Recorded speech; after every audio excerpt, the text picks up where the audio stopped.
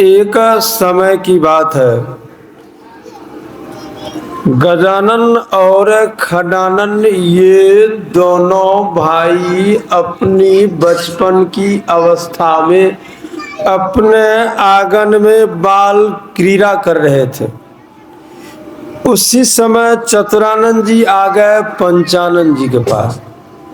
उसी समय ब्रह्मा जी आ गए भूत भावन भगवान भोला के पास। ब्रह्मा जी को 4 मुख है। ब्रह्मा जी चतुर्मुख वाले हैं। इसलिए उपनिषद के ऋषियों ने ब्रह्मा जी को चतुरानन की संज्ञा दी है। भगवान भोला को पंचमुख है। भगवान भोला पंचमुख वाले हैं। इसीलिए उपनिषद के ऋषियों ने भूत भावन भगवान भोला को पंचानन की संज्ञा दी। हाथी का मुख भगवान गणेश जी का है। इसीलिए उपनिषद के ऋषियों ने भगवान गणेश का दूसरा नाम गजानन रखा है। 6 मुख वाले भगवान कार्तिकेय जी महाराज हैं। इसीलिए उपनिषद के ऋषियों ने भगवान कार्तिकेय जी महाराज का दूसरा नाम खडानन रखा है। उसी समय भूत भावन भगवान भोला से सृष्टिकर्ता ब्रह्मा जी ने प्रश्न किया है। सृष्टिकर्ता ब्रह्मा जी ने भूत भावन भगवान भोला से प्रश्न किया है। भगवान, इस बात को जानने की हमारी जिज्ञासा जगी है। इस बात को जानने की हमारी तीव्र इच्छा हुई है। मनुष्य का कल्याण कैसे होगा? शरीर के अंदर रहने वाली आत्मा को शाश्वत शांति की प्राप्ति कैसे होगी? हमारी आत्मा को अमन चैन वाली जिंदगी की उपलब्धि कैसे होगी?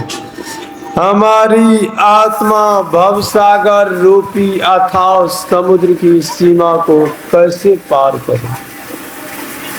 दुनिया की धरती पर आवागमन से बढ़कर और कोई दूसरा दुख नहीं माना है।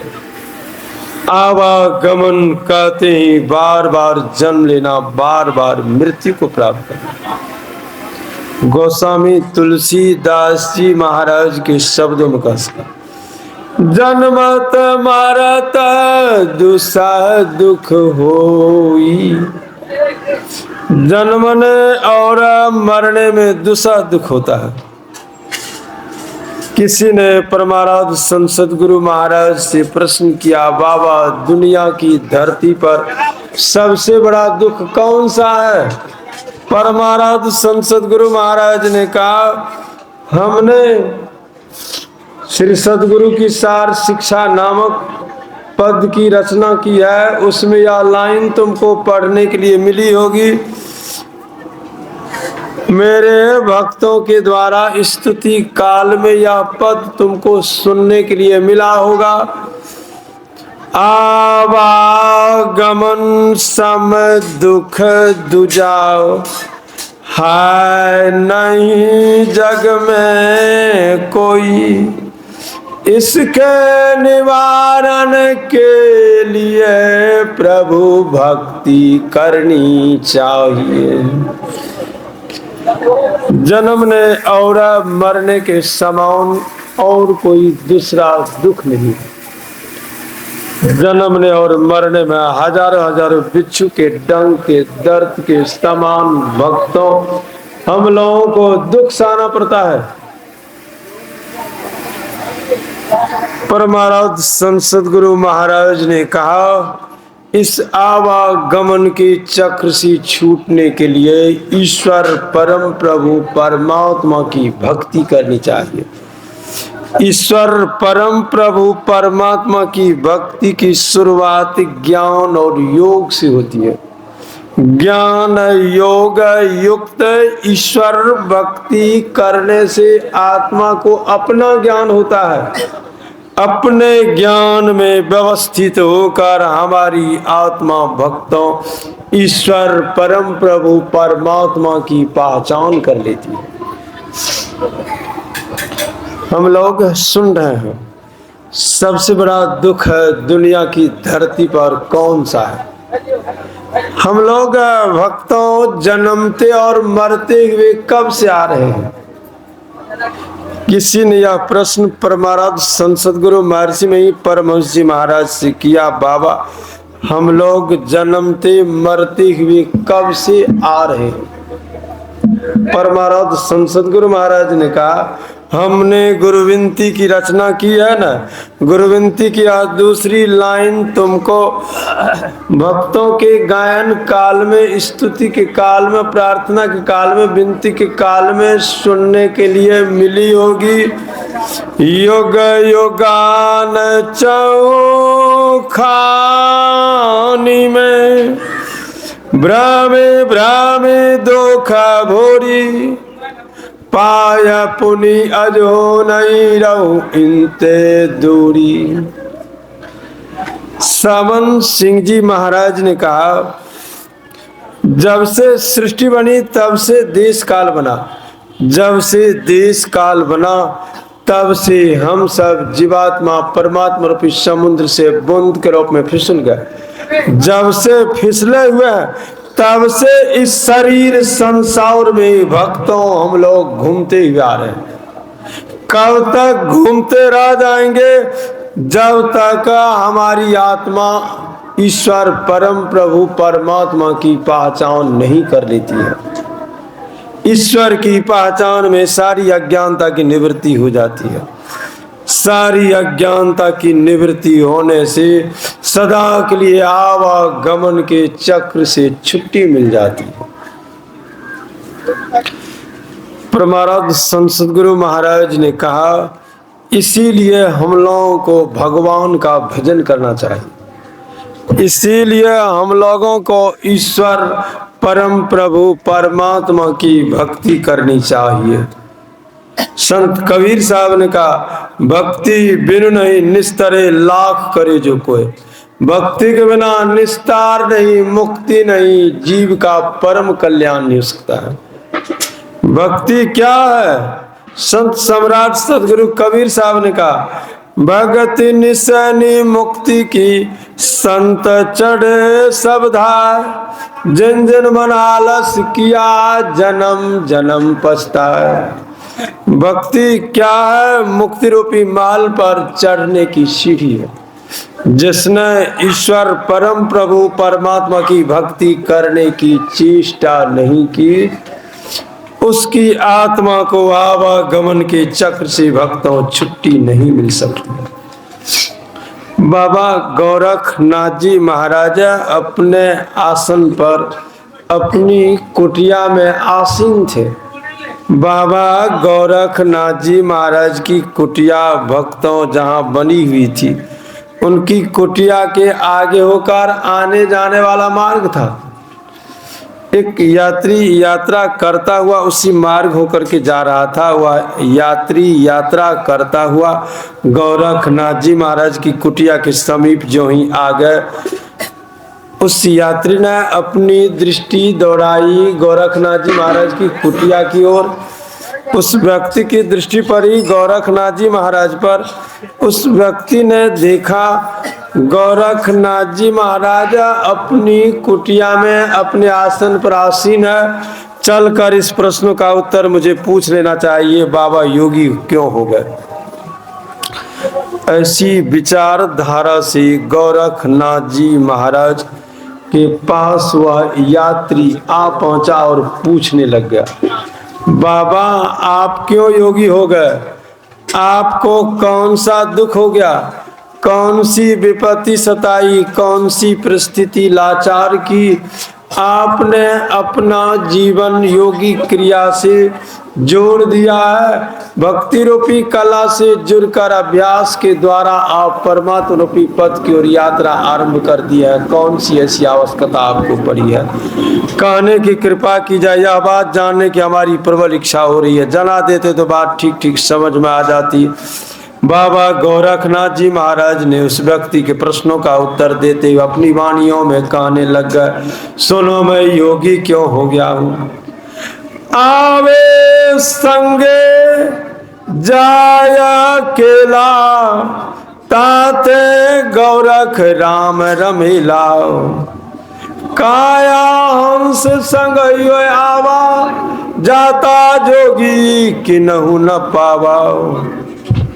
जीवत जग में मुआ समान, प्राण पुरुष कित किया प्यान। जामन मारन बौड़ी वियोगी, ताते गोरख भेला योगी। बाबा गोरखनाथ जी महाराज उस व्यक्ति के प्रश्नों का उत्तर देते हुए अपनी वाणियों में कहने लग गए, जिस दिन से हमारी समझ में यह बात आ गई, न कोई संग आया न कोई संग जाएगा। अकेले आए हैं, अकेले मृत्यु के काल में शरीर को छोड़कर दुनिया से पयान करना पड़ेगा। मुट्ठी बांधे आया जगत में, हाथ पसारे जाता ही अकेले दुनिया से मुझे विदा होना पड़ेगा। जिस दिन से हमारी समझ में यह बात आ गई है, जन्मने और मरने के समान कोई दूसरा दुख नहीं है, उसी दिन से भक्ति वाली कला से जुड़कर अभ्यास के द्वारा परमात्मा रूपी पथ की ओर यात्रा आरंभ कर दिया हूँ। ईश्वर परम प्रभु परमात्मा के देश में आवागमन नहीं होता है। ईश्वर परम प्रभु परमात्मा की भक्ति में पूर्णता की प्राप्ति हो जाने से आत्मा को ईश्वर दर्शन हो जाता है। ईश्वर दर्शन होने से सारी अज्ञानता की निवृत्ति हो जाती है, मोक्ष लाभ हो जाता है, आवागमन के चक्र से छुट्टी मिल जाती है। यह सफलता कब होती है? जब योगी क्रिया से जुड़कर मनुष्य अभ्यास करना आरंभ कर देता है।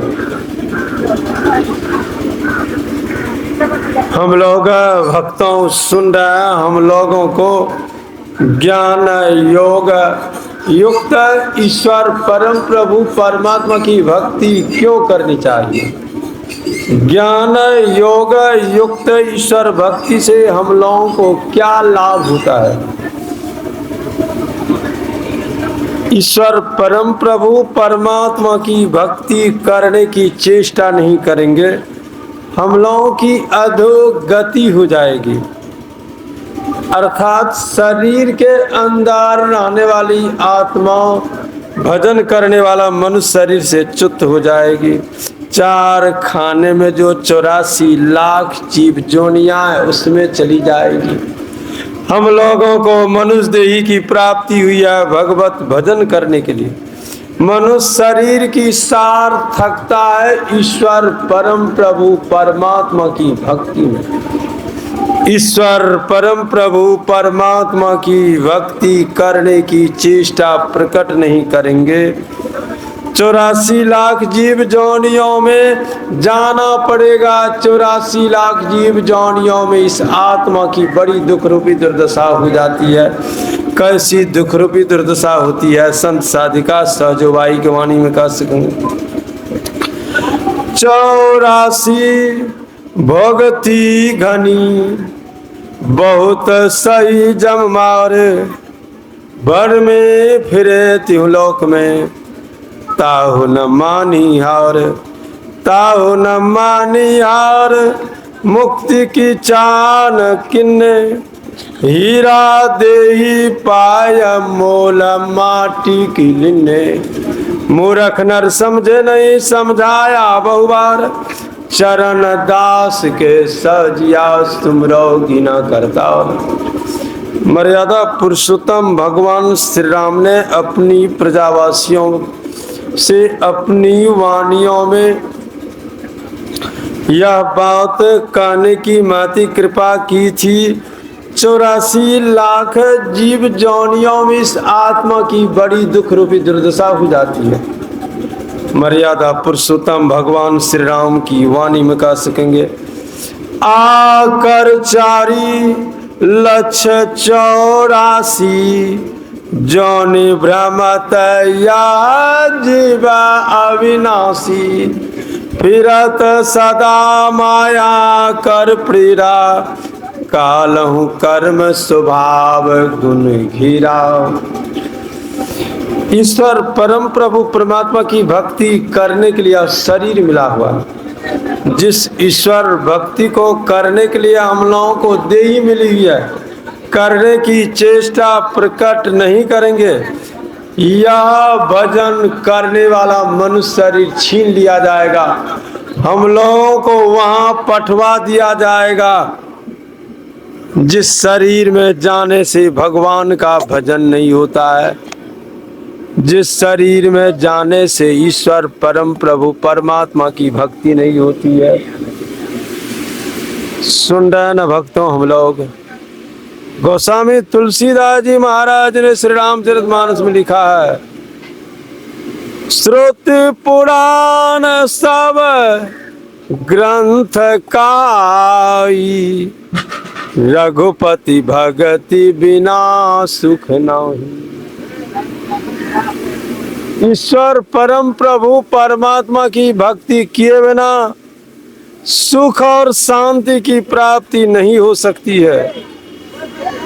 गोस्वामी तुलसीदास जी महाराज ने कहा, सुख में न जाव निराघाधा, जिमि हरि शरण नहीं कहूँ बाधा। सुन रहे ना भक्तों, हम लोग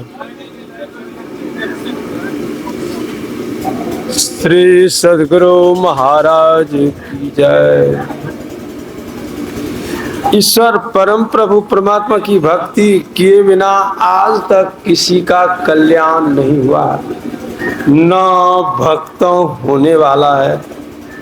करने की चेष्टा नहीं करेंगे तो क्या होगा। एक आख्यान सुनाने के लिए जा रहा हूँ, बात ठीक ठीक समझ में आ जाएगी। एक राजा ने अपने सिपाहियों को खुश होकर 2 साल दे डाली। सिपाही उस साल को लेकर चल दिए। सिपाही ने उस चादर को लेकर भक्तों जब थोड़ी दूरी तय की, सिपाही के नाक से बलगम गिरने लग गया। सिपाही उस बलगम को उस कीमती चादर से पोंछने लग गए। राजा की दृष्टि पड़ी। राजा ने मंत्री से कहा, उस सिपाही को बुलवाओ। वह सिपाही चादर का मर्म नहीं जानता है। चादर नाक पोंछने के लिए हमने उनको नहीं दी है। मंत्री ने उस सिपाही को आवाज लगा करके कहा, आपको राजा साहब बुला रहे हैं। सिपाही लौटकर राजा साहब के पास आए। राजा ने कहा, हमारी चादर दे दो। यह चादर तुमको हमने दी थी नाक पोंछने के लिए नहीं, बल्कि ठंडी से बचने के लिए, बलगम पोंछने के लिए नहीं, नेटा पोटा पोंछने के लिए नहीं। संत महात्मा लोग कहते हैं, मनुष्य रूपी चादर की प्राप्ति हुई हम लोगों को विषय वासना रूपी बलगम नेटा पोटा को पूछने के लिए नहीं, बल्कि भगवत भजन करने के लिए। भगवत भजन करने में मनुष्य रूपी चादर की सार्थकता हो जाती है। ऐसा नहीं करेंगे तो क्या होगा, पुनः यह शरीर छीन लिया जाएगा। एक आख्यान सुनाने के लिए जा रहा हूँ, बात ठीक ठीक समझ में आ जाएगी। महाभारत से यह कहानी उद्धृत है। एक ब्राह्मण देवता थे, उनको 2 पत्नियां थी। दोनों पत्नियों से ढेर बच्चे जन्म ले लिए थे। ब्राह्मण देवता अपने बच्चे पत्नी की व्यवस्था करने में सक्षम नहीं हो पाते थे। एक दिन दोनों पत्नियों से देर रात तक लड़ाई होती रही, झगड़ा होता रहा। ब्राह्मण देवता ने क्रोधा आवेश में आकर के कहा कि जाता हूँ जंगल में फांसी लगाकर मर जाऊंगा। वे ब्राह्मण देवता फांसी लाकर मरने के लिए जंगल आ पहुंचे। वृक्ष की टहनी पर चढ़ गए, गले में डोरी बांधकर ऊपर वाली टहनी में बांधने लगे। भगवान इंद्र को ब्राह्मण देवता पर बड़ी दया आ गई। भगवान इंद्र ने सियार का रूप धारण करके प्रकट होकर कहने लग गए, है जी क्या करने के लिए जा रहे हो? उस ब्राह्मण ने कहा, मैं अपने बच्चे पत्नी की व्यवस्था ठीक नहीं कर पाता हूँ। हमारी धर्म पत्नी रोज मुझसे झगड़ा करती रहती है, लड़ाई करती रहती है, इससे तंग आ गया हूँ, ऊब गया हूँ, इसलिए मैं जान देने के लिए जा रहा हूँ, फांसी लगाकर मरने के लिए जा रहा हूँ। भगवान इंद्र ने सियार के रूप में कहा उस ब्राह्मण देवता से, देखो मेरे पीठ पर कितना बड़ा विशाल घाव है, इसमें कीड़े पकड़ रहे हैं। तुम्हारा जैसा शरीर है कि हॉस्पिटल जाकर चिकित्सा करवा करके इस बीमारी से अपने आप को निदान दिला दूंगा। तुम यदि मरकर इसी शरीर में आ जाओगे, ऐसा घाव हो जाएगा, तब क्या करोगे? उस ब्राह्मण देवता ने कहा, ठीक कह रहे हैं, मुझे फांसी लगाकर मरना नहीं चाहिए। वे लौट करके आ गए और परिवार की व्यवस्था मेहनत करके करने लग गए। विचार करके देखिए, भजन करने वाला मन शरीर च्युत हो जाएगा, बार बार यह शरीर मिलेगा नहीं। दुर्लभ मनुष्य जन्म देना बारंबार, तरवर जो पत्ता झड़े, बौरी न लागे डार। इसलिए हम लोगों को योग करना चाहिए। युज धातु से योग बना हुआ है व्याकरण की दृष्टि से, जिसका अर्थ होता है जोड़ना। किनको किन से जोड़ना है? शरीर के अंदर रहने वाली आत्मा को परमात्मा से जोड़ना है। योगी क्रिया से जुड़कर जो अभ्यास किया जाता है, इसी अभ्यास के द्वारा हमारी आत्मा परमात्मा रूपी पथ की संपूर्ण दूरी को तय करती है। इस योग का सबसे पहले ज्ञान चाहिए। ज्ञान के द्वारा जाना जाता है, योग के द्वारा पहचान वाला ज्ञान होता है। हम लोग पहले पहल किसी वस्तु, किसी विशिष्ट स्थान, किसी विशिष्ट व्यक्ति के संबंध में जानकारी प्राप्त करते हैं। उस व्यक्ति के पास अजूबी वस्तु रहती है, उस व्यक्ति के पास अनमोल ज्ञान धरा पड़ा रहता है, उस व्यक्ति की महिमा जानने के लिए मिलती है, इच्छा होने लग जाती है, उस व्यक्ति के यहाँ जाऊंगा, उससे मुलाकात करके इस ज्ञान को हासिल कर लूंगा, उस वस्तु की प्राप्ति कर लूंगा।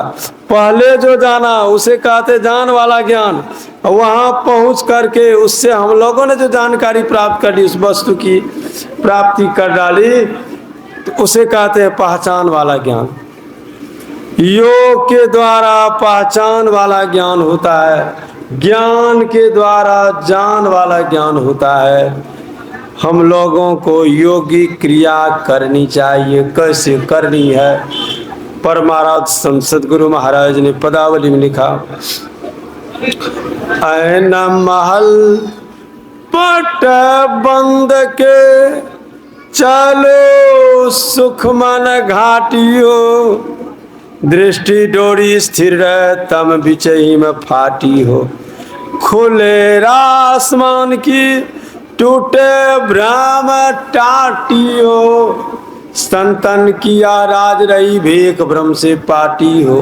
संत सम्राट सदगुरु कबीर ने कहा, नैनों की करी कोठड़ी पुतली पलंग बिछाए, पलकों के चिकडारी को पिया को लिया रिझाए। कहाँ पर, कौन सी जगह पर?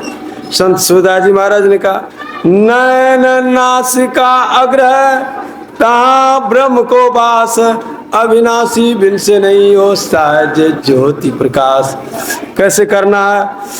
उल्टी देखो घट में ज्योति पसार, बिनु बाजे ध्वनि सब होवे, विकसी कमल कचनार। संतवाणी कहती है, पलकों को गिरा दीजिए, पुतली को स्थिर कर दिए, आंख पर जोर देकर दबाइए मत, मुख बंद कर दीजिए, जिब्या हिलेगी डोलेगी नहीं, श्वास नहीं रोकना है हम लोगों को। और गुरु महाराज की बताई हुई क्रिया के द्वारा हम लोगों को भजन करना है। सबसे पहले एक नाम का जप करते हैं। जब करते करते मन में जब शांति आ जाती है तब एक रूप का ध्यान करते हैं।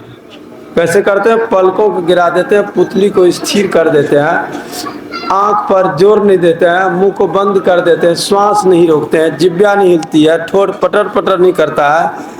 आंख बंद करके हम लोग क्या करते हैं? अंधकार के शून्य में देखते हुए सबसे पहले एक नाम का जप करते हैं। जब करते करते मन में जब शांति आ जाती है, उसी नाम के रूप को हम लोग मन की आंख में बैठाते हैं। हूबहू हम लोगों की इष्ट की मूर्ति हम लोगों के मन की आंख में जब प्रकट हो जाती है, मन ही मन प्रणाम करके इष्ट की मूर्ति का ध्यान छोड़कर तब हम लोग सन्मुख मत देखते हैं, दृष्टि योग की क्रिया करते हैं, शून्य ध्यान करते हैं। शून्य ध्यान पूरा हो जाता है तब शब्द ध्यान करते हैं हम लोग। दृष्टि योग की क्रिया करने में मन भाग रहा है तो फिर नीचे से साधना आरंभ कर देंगे। इस तरह से अभ्यास करने से मन में एकाग्रता आ जाती है, मन सिमट जाता है, सिमटों में ऊर्ध्वगति होती है और गति में ऊर्ध्वगमन होता है, तब आवरण का भेदन होता है। तब हम लोग नाद अनुसंधान की क्रिया करने का अधिकारी हो जाते हैं। सुंदन हम लोग भक्तों, तो यह ज्ञान सत्संग यज्ञ में होता है। इसी ज्ञान से मुक्ति की प्राप्ति हो जाएगी। कहने सुनने की ढेर सारी बातें हैं। जिस दिवंगत आत्मा के नाम से सत्संग यज्ञ का अनुष्ठान किया गया, मैं परमाराध्य संसद गुरु महाराज से प्रार्थना करता हूँ उस दिवंगत आत्मा को शांति की प्राप्ति हो जाए और आप लोगों को भी शांति की प्राप्ति हो जाए। सबका जीवन धन धन हो जाए, सबके जीवन से दरिद्रता भाग जाए, सबकी अज्ञानता की निवृत्ति हो जाए, सबका जीवन सुखमय हो, यही हमारी कामना है। श्री सद्गुरु महाराज की जय।